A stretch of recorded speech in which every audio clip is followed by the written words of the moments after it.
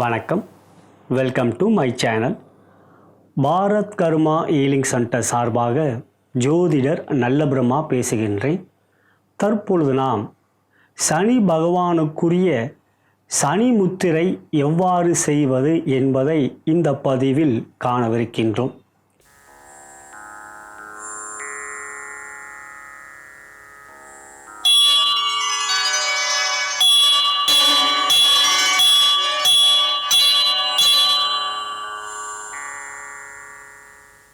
அனைவரும் தமிழ் புத்தாண்டு விஸ்வாவசு ஆண்டான தமிழ் புத்தாண்டை இனிதாக வரவேற்றிருப்பீர்கள்.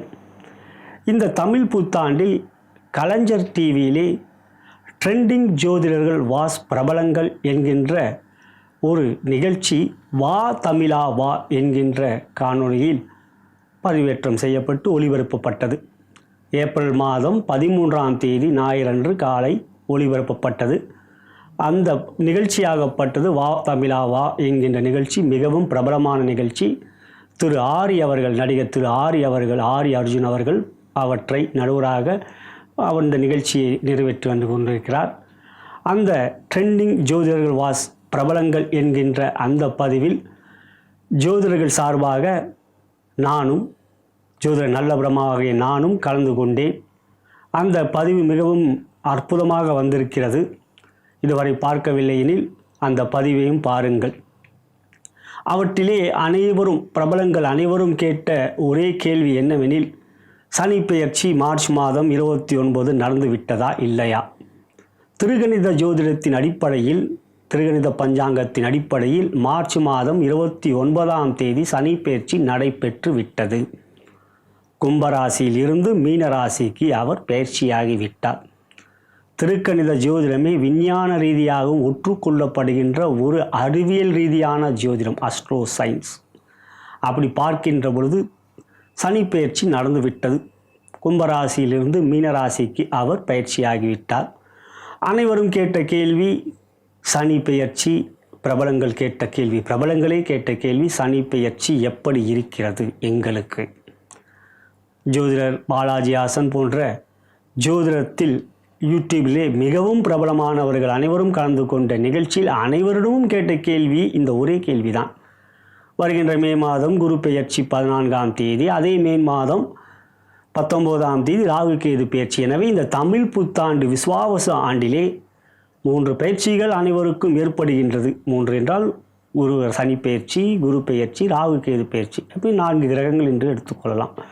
அப்படி பார்க்கின்ற பொழுது இந்த பெயர்ச்சிகள் எங்களுக்கு எப்படி இருக்கும்? ஏனெனில் அனைவரும் அவருடைய ராசி பலன்களை பார்க்கின்ற பொழுது அவர்கள் முதலாவதாக மிகவும் முக்கியத்துவம் தருவது எந்த விஷயத்துக்கு என்றால் பெயர்ச்சிகள், ஆண்டுக்கோள் பெயர்ச்சிகள். முதலாவதாக மாதா பிதாவை வணங்கி, முன்னோர்கள் மூதாதையர்கள் பித்ருக்களை வணங்கி, குலதெய்வத்தையும் வணங்கி, குருமார்கள் சித்தர்மார்களாகிய பதஞ்சலி சித்தரையும் காகபுஜண்ட சித்தரையும் கரூரார் சித்தரையும் வணங்கி, முதற்கடவுளான விநாயக பெருமானை வணங்கி, வாக்தேவி, நாவுக்கரசி, அறிவுக்கரசி, சரஸ்வதி தேவி தாழ் பணிந்து பாதம் பணிந்து சனி பகவானுக்குரிய முத்திரையான சனி முத்திரையை செய்வதன் மூலம் அனைவருக்கும் சகலவிதமான மேன்மைகள், நன்மைகள், வெற்றிகள், சந்தோஷம் மற்றும் யோகத்தையும் அருள்பாவிக்குமாறு மனதார பிரார்த்தனை செய்து பதிவை ஆரம்பிக்கின்றேன்.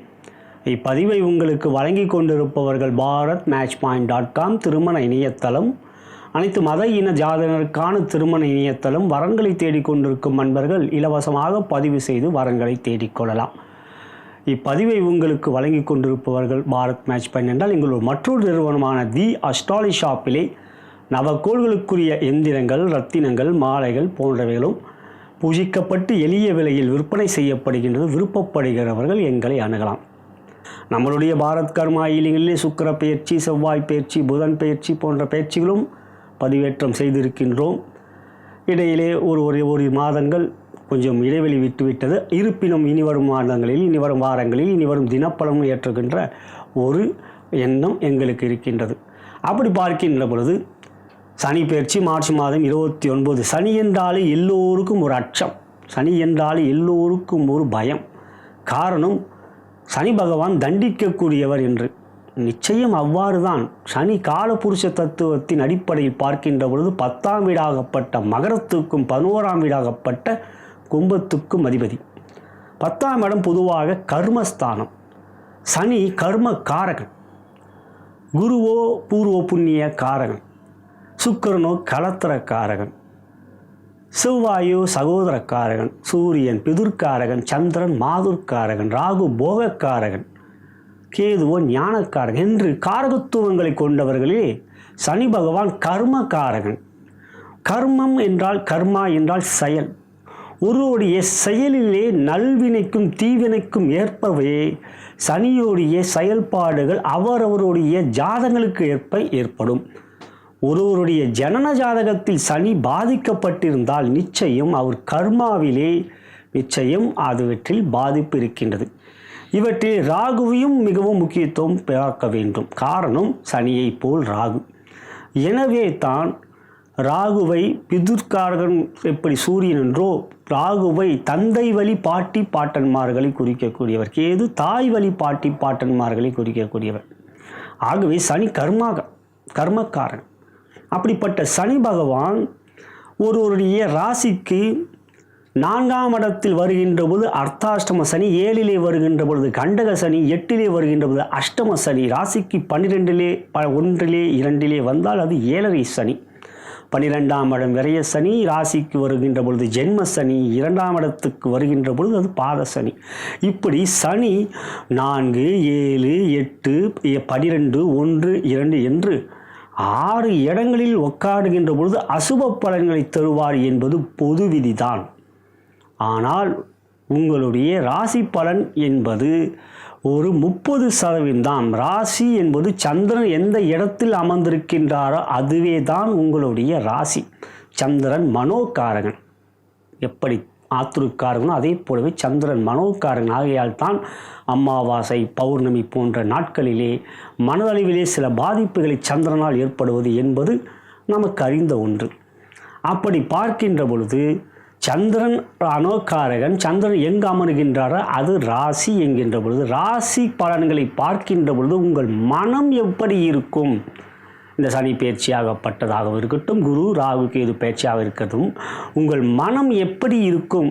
எந்த எண்ணங்களில் உங்களுடைய செயல்பாடுகள் இந்த பயிற்சிக்கு பிறகு ஏற்படும் என்பதைத்தான் நீங்கள் தெரிந்து கொள்ள முடியுமே தவிர உங்கள் எதிர்காலம், உங்களுடைய வருங்காலம், உங்களுடைய செயல்கள் வெற்றியாக அமையுமா, யோகமாக அமையுமா, தொழில் அதிபராகவோ அல்லது மிகப்பெரிய ஒரு பிரபலமானவராகவோ வாழ்க்கையில் மிகப்பெரிய வெற்றி பெறக்கூடிய ஒரு அரசியல்வாதியாகவோ ஆகக்கூடிய அனைத்து அம்சமும் உங்களுடைய ஜனன ஜாதகத்தின் மூலம் தான் தெரிய வரும். லக்னம், லக்னாதிபதி, 5ஆம் இடம் 9ஆம் இடம், ஒரு 5ஆம் இடம் 9ஆம் இடம் என்ற கோணத்துக்கு அதிபதிகள் இவர்களெல்லாம் உங்களுக்கு யோகத்தை தரக்கூடியவர்கள். எனவே ஒரு பெயர்ச்சி என்பது சனி என்றால் 2.5 வருடம் குரு, 1 வருடம் ராகு கேது, 1.5 வருடம் என்றால் அந்த 2.5 வருடத்திலே வாழ்க்கை அப்படியே பாதிக்கப்படும். அந்த 2.5 வருடத்திலே வாழ்க்கை அப்படியே கோபுர உச்சியில் செல்லும் என்பதெல்லாம் நம்மளுடைய யூடியூபிலே வந்தாலும் அவற்றை நம்பாதீர்கள். சனி 3, 6, 11 போன்ற இடங்களில் இருந்தால் யோகம் என்ற அமைப்பு இருக்கின்ற பொழுது சனி உங்களுடைய ராசிக்கு இந்த பதிவை பார்த்து கொண்டிருக்கின்ற அன்பர்களாகிய உங்களுக்கு உங்கள் ராசிக்கு சனி 3க்கும் வந்திருப்பார், 6க்கும் வந்திருப்பார், 11க்கும் வந்திருப்பார். இப்பொழுது இருக்கலாம். இப்பொழுதும் 3, 6, 11 சனி இருக்கலாம். ஆகையால் இந்த 2.5 வருடம் நான் கோடீஸ்வரனாக இருவேன், குபேர யோகத்தை பெற்று விடுவேன் என்றால் நிச்சயமாக அதற்கும் உங்களுடைய ஜனன ஜாதகம் ஒத்துழைக்க வேண்டும். அப்படி பார்க்கின்ற பொழுது சனி, இந்த சனி பகவான் எப்படி நமக்கு பலன்களை கொடுப்பார், அந்த பலன்களை நாம் எப்படி எதிர்கொள்ளலாம் என்பதைத்தான் இந்த பதிவில் உங்களுக்கு நான் விளக்கவிருக்கின்றேன். இதைத்தான் வா தமிழா வா கலைஞர் டிவியில் அந்த நிகழ்ச்சியில் பிரபலங்களுக்கும் நான் கூறியது நிச்சயம். ஜோதிடர், அது ட்ரெண்டிங் ஜோதிடர் வாஸ் பிரபலங்கள் என்ற அந்த நிகழ்ச்சியில் அவர்களுக்கும் நான் கூறியது நிச்சயம் உங்களுடைய ஜாதகம்தான் உங்களை பற்றி எதிரொலிக்குமே ஒழிய இந்த நிகழ்ச்சியாகப்பட்டது ராசி பலனுக்குரிய பலன் தமிழ் புத்தாண்டாகப்பட்ட விஸ்வாவசு ஆண்டிலே உங்கள் ராசிக்கு எப்படி இருக்கும் என்பது ஒரு 10ஆம் பொதுவாகத்தான் பொருள் தெரிந்து கொள்ள முடியுமே ஒழிய அனைத்து வெற்றியாளராகவும் அனைத்து ராசி ஒரே ராசியும் அனைத்து வெற்றியாளர்கள்னா நிச்சயம் வாழ்க்கை என்ற வட்டத்தில் கோள்களின் கோலாட்டத்தில் அவை சாத்தியமில்லாத ஒன்று. இப்பொழுது எடுத்துக்கொண்டோம் என்றால் ரிஷபராசிக்கு 11லே சனி, துலாம் ராசிக்கு 6லே சனி, மகர ராசிக்கு 3லே சனி என்று யோகத்தை தரக்கூடிய அமைப்பில் இருக்கிறார்கள். அவர்கள் இந்த 2.5 வருடமும் முழுமையாக யோகத்தை அடைவார்களா என்று பார்க்கின்ற பொழுது அவை நிச்சயம் அப்படியே ஏற்றுக்கொள்ள முடியாது. இவற்றில் கோச்சார வேதை என்ற அமைப்பும் இருக்கின்றது.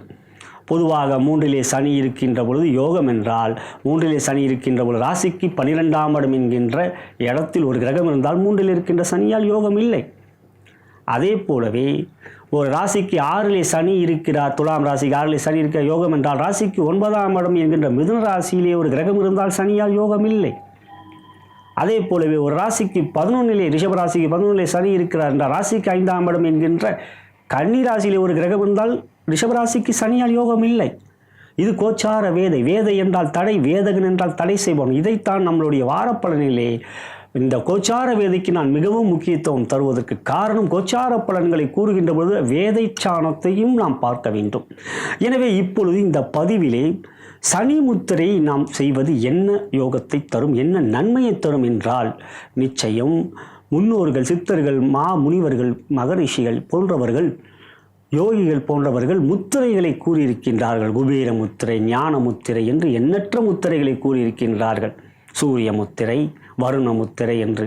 அவற்றிலே மிகவும் அற்புதமான ஒரு முத்திரையே சனி முத்திரை. சனி பகவானுக்குரிய முத்திரை அந்த சனி முத்திரை. அந்த சனி முத்திரையை நாம் சனி ஓரையிலே செய்கின்ற பொழுது மிகுந்த நன்மைகளை கொடுக்கும். சனியுடைய மந்திரத்தையும் கூறுவதும் மிக மிக சிறப்பை தரும். குறிப்பாக எந்த ராசி என்று பார்க்கின்ற பொழுது சுக்கிர அணியை சேர்ந்தவர்கள் நீங்கள் புதன்கிழமை, வெள்ளிக்கிழமை, சனிக்கிழமை அந்த நாளிலே சனி ஓரையிலே இந்த முத்திரையை வைப்பது மிக மிக நல்லது. அதாவது சுக்கிர அணி என்று பார்க்கின்ற பொழுது இத்தகைய ராசிகள் சுக்கிர அணிக்குரிய ராசிகள். சுக்கிரன், சனி, புதன் போன்றவர்கள் ஒரு அணியை சேர்ந்தவர்கள். அப்படி பார்க்கின்ற பொழுது சுக்கிர அணியை சேர்ந்த ராசிகள் என்று பார்த்தால் ரிஷபம், மிதுனம், கன்னி, துலாம், மகரம், கும்பம். இந்த 6 ராசிகள் சுக்கிர அணியை சேர்ந்த ராசிகள்.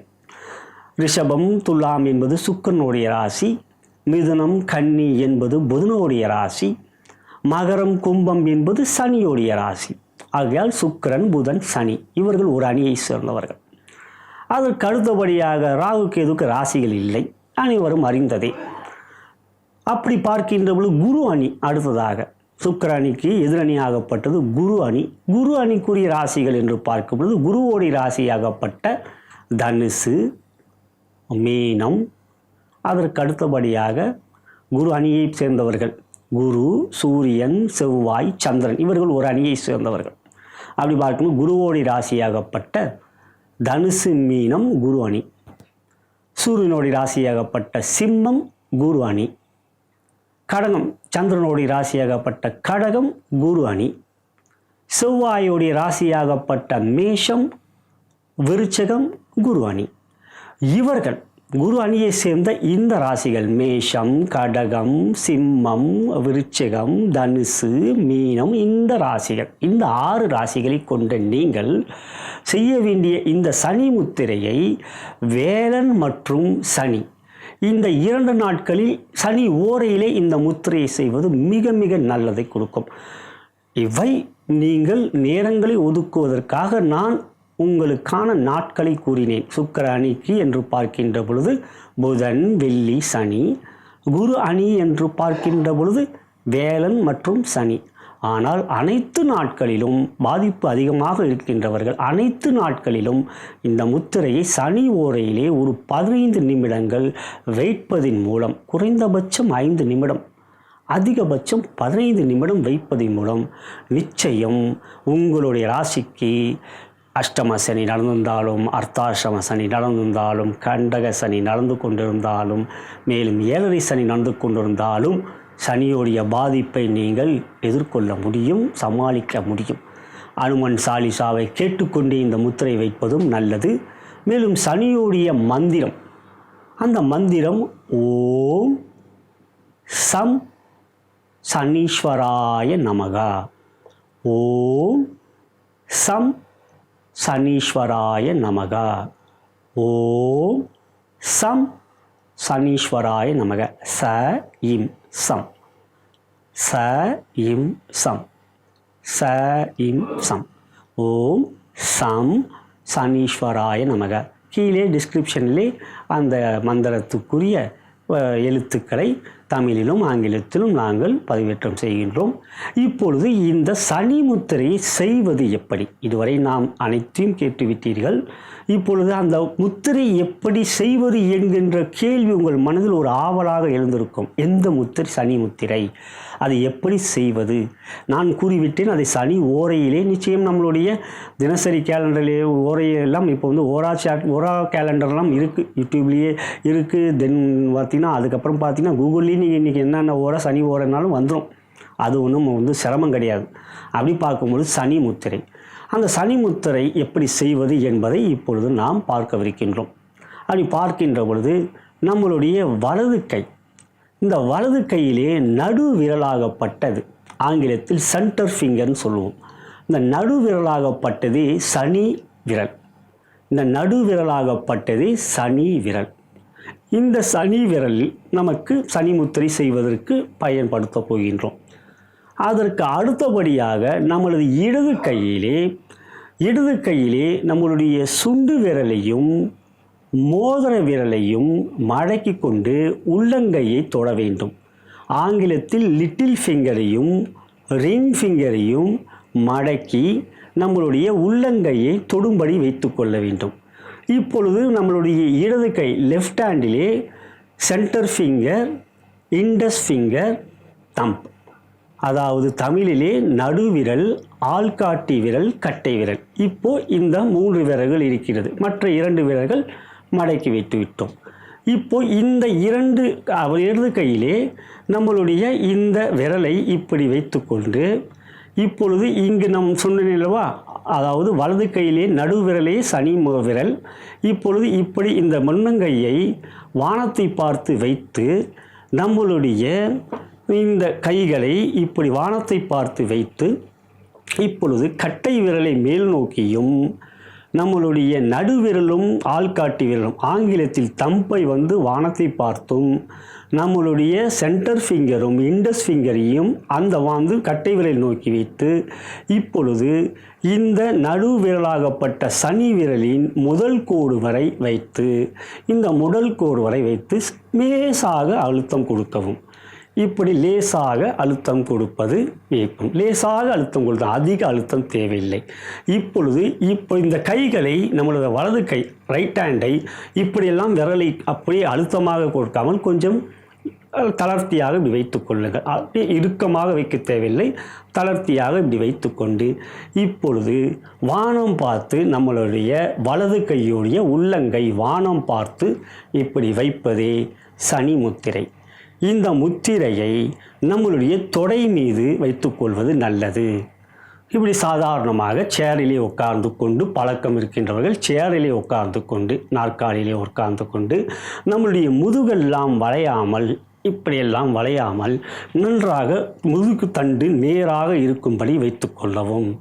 உங்களால் பத்மாசனம் போட முடியும் அல்லது அர்த்த பத்மாசனம் போட முடியும் என்றால் மிக மிக அற்புதம். இல்லை வஜ்ராசனம் போட வேண்டாம், அது மிக மிக மிக யோகமானது. யோகங்களிலே முத்திரைகள் வைப்பதற்கென்றால் அது வஜ்ராசனம்தான், அந்த ஆசனம்தான். அதற்கு அடுத்தபடியாக பத்மாசனம், அதற்கு அடுத்தபடியாக அர்த்த பத்மாசனம். அப்படி ஆசனங்களில் உட்கார முடியாதவர்கள் நீங்கள் நாற்காலியிலே உட்கார்ந்து உங்களுடைய கால்களுடைய பாதத்துடைய காதம் தரையை தொடும்படி வைத்துக்கொண்டு இப்படி நேராக இப்படி வைத்துக்கொண்டு கண்களை மூடி ஓம் சம் சனீஸ்வராய நமக, ஓம் சம் சனீஸ்வராய நமக, ஓம் சம் சனீஸ்வராய நமக என்று அமைதியாக அந்த மந்திரத்தை 27 முறை உச்சரியுங்கள். அப்படி 27 முறை உச்சரிக்கின்ற பொழுது நீங்கள் செய்ய வேண்டியது, உங்களுடைய மொபைலிலே டைமரை போட்டுக்கொள்ளுங்கள். ஒரு 15 நிமிடம் உங்களால் முடிந்தவரை செய்வது நல்லது. முதலில் ஒரு 5 நிமிடங்கள் போடுங்கள். அமைதியாக அந்த மந்திரத்தை மெதுவாக மிக மிக வேகமாக ஓம் சம் சனீஸ்வராய நமக, ஓம் சம் சனீஸ்வராய நமக அப்படி எல்லாம் கூறாமல் அமைதியாக கண்களை மூடி உங்களுடைய குலதெய்வத்தையும் நீங்கள் வணங்கக்கூடிய தெய்வத்தையும் இல்லை உங்களுடைய இஷ்ட குருமார்களையும் மனதார நினைத்து, சனீஸ்வர பகவானே எனக்கு எந்த விதமான தீய பலன்களையும் துயரங்களையும் கஷ்டங்களையும் கொடுக்காமல் கடின உழைப்பை கொடுக்கக்கூடிய ஆற்றலை கொடு, எண்ணங்களிலே தெளிவை கொடு, சிந்தனையிலே தடுமாற்றத்தை கொடுக்காமல் தூய சிந்தனைகளை கொடுத்து என்னை வாழ்க்கையிலே மேலும் மேலும் வெற்றி பெற வைத்து வேண்டும். சனி பகவானே, ஈஸ்வரனை பட்டம் பெற்ற சனீஸ்வர பகவானே. இன்னும் இருக்கு, நீலாஞ்சன சமாபாசம் ரவிபுத்திரம் யமாக்ரஜம் சாயா மார்த்தண்ட சம்பூட்டம் டம் நமாமி சனீச்சரம். அற்புதமான மந்திரம் யூடியூப்லேயே இருக்கின்றது. நீலாஞ்சன சமாபாசம் ரவிபுத்திரம் யமாக்ரஜம் சாயா மார்த்தண்ட சம்பூட்டம் டம் நமாமி சனீச்சரம். சூரிய புத்திரனே சனீஸ்வர பகவான், சாயாதேவியின் புத்திரனே சனீஸ்வர பகவான். அப்படிப்பட்ட சனீஸ்வர பகவானை மனதார நீங்கள் வேண்டுகின்ற பொழுது வெற்றிகளை உங்களை தேடி வரும், துயரங்களை உங்களை அண்டாது. எனவே ஒரு சொல் மந்திரமான ஓம் சம் சனீஸ்வராய நமகா என்கின்ற அந்த மந்திரத்தையோ அல்லது சனி இருதயமான அந்த மந்திரத்தை, அதாவது நீலாஞ்சன சமாபாசம் என்கின்ற இந்த மந்திரத்தையோ நீங்கள் 2இல் 1 இல்லை 2ஐயும் சேர்த்து 27 முறை கூறுவதுமே நிச்சயம் சனி பகவான் உங்களுக்கு நற்பலன்களை கொடுப்பார். இப்பொழுது பார்க்கின்ற பொழுது அர்த்தாஷ்டம சனி என்றால் தனுசு ராசிக்கு, அஷ்டம சனி என்றால் அது சிம்ம ராசிக்கு, கண்டக சனி என்றால் அது கன்னி ராசிக்கு, ஏழையிலே ராசிக்கு 12ஆம் இடம் என்கின்ற விரய சனி மேஷ ராசிக்கு, அதே சமயத்தில் ஜென்ம சனி மீன ராசிக்கு, அதே சமயத்தில் பாத சனி என்பது கும்ப ராசிக்கு. ஆகையால் இந்த 6 ராசிகள் இப்பொழுது சனி பிடியில் இருக்கின்றார்கள். அப்படி பார்க்கின்ற பொழுது இந்த சனி முத்திரையை நீங்கள் சனி ஓரையிலே வைப்பதன் மூலம் மிகுந்த நற்பலன்களை கொடுக்கும். இவற்றிலே குறிப்பாக பார்க்கின்ற பொழுது சில நாட்களிலே சனிக்கிழமையிலே சனியோடைய நட்சத்திரம் சனியோடைய ஓரையும் வரும். குறிப்பாக பார்க்கின்ற பொழுது இந்த பதிவு பார்க்கின்ற பொழுது வருகின்ற ஏப்ரல் மாதம் 24ஆம் தேதி காலையிலே சனி ஓரை, சூரிய உதயம் இருக்கின்ற பொழுது சனிக்கிழமையிலே காலை 6 மணியிலிருந்து 7 மணி வரை சனி ஓரை. அந்த சனி ஓரை இந்த ஏப்ரல் மாதம் 24ஆம் தேதி சனிக்கிழமையிலே சனியோடைய நட்சத்திரமும் வருகின்றது. அதே நாளிலே சனியோடைய ஓரையிலே இந்த மந்திரத்தை கூர்ந்த அபரிதமான நற்பலன்களை கிடைக்கும். ஆகையால் அன்பர்களே, இந்த பதிவை பாருங்கள், நீங்கள் இதற்கு நிச்சயம் பயன்பெறுவீர்கள். இந்த பதிவை உங்களுடைய நண்பர்களுக்கும் உற்றார் உறவினர்கள் வாட்ஸ்அப் குரூப்பிற்கும் ஃபேஸ்புக்கிற்கும் ஷேர் செய்யுங்கள். உங்கள் குடும்ப உறுப்பினர்களுக்கும் இவற்றை பற்றி எடுத்து கூறுங்கள். சனி முத்திரை நிச்சயம் நிறைய பேருக்கு தெரியாததாகவே இருக்கும். ஆகையால் உங்களுடைய கருத்துக்களையும் கீழே இருக்கின்ற கமெண்ட்டிலேயும் உங்களுடைய கருத்துக்களை தாழ்மையாக அதை பதிவு செய்யும்படி அன்புடன் கேட்டுக்கொள்கிறேன், தாழ்மையுடன் கேட்டுக்கொள்கிறேன். உங்களுடைய மேலான கருத்துக்களை நான் வரவேற்கின்றேன். இவற்றுக்கு பிறகு நான் நிறைய முத்திரைகளை நம்மளுடைய பாரத் கர்மா ஹீலிங் சேனலிலே மந்திரம், எந்திரம், தந்திரம் என்கின்ற ஒரு தனியான ஒரு வீடியோவாக மந்திரம் எப்படி சொல்வது, எந்திரம் எப்படி வைத்து பழகுவது, வைப்பது, மேலும் தந்திர முறையிலாக யோக முத்திரைகள் எப்படி வைத்துக் கொள்வது என்பது, எப்படி வைப்பது, எந்த நேரத்தில் வைப்பது என்பதையெல்லாம் நம்மளுடைய சேனலிலே போடவிருக்கின்றோம். அவற்றையும் பேராதரவை தாருங்கள். உங்களுடைய மேலான கருத்துக்களை எங்களுக்கு தெரிவிக்கும்படி அன்புடன் கேட்டுக்கொண்டு, நான் வணங்கும் பித்திருக்களும் குருமார்கள் சித்தர்மார்களும் பார்வதி தேவி சிவபெருமானும் தங்களுக்கும் தங்களுடைய குடும்ப உறுப்பினர்களுக்கும் சகலவிதமான மேன்மைகள், நன்மைகள், வெற்றிகள், சந்தோஷம் மற்றும் யோகத்தையும் அருள்பாவிப்பார்கள் என்று கூறி நன்றி கூறி விடைபெறுகின்றேன். வணக்கம்.